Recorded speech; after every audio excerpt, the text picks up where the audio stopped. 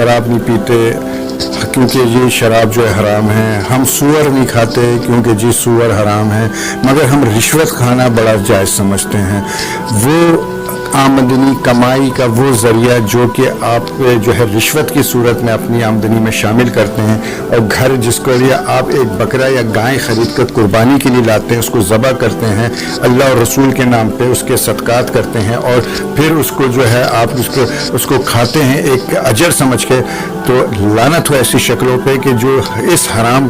कारी को लाकर अजर समझ के खा रहा है, ये भी उतना ही हराम है जितना शराब और सूअर, क्योंकि रिश्वत एक हराम है। कुरान पाक में वाज़ेह रिश्वत की जो है हुर्मत के बारे में और उसकी जो है ना और बारे में आया है हदीस, मुतादिद हदीसों में रिश्वत को जो है हराम से तशबीह दी गई है। हमारे यहाँ जो है बड़ा गलत कॉन्सेप्ट बैठा हुआ है कि जी हम जो है रिश्वत को जो है ना बड़ा हक समझ के करते हैं।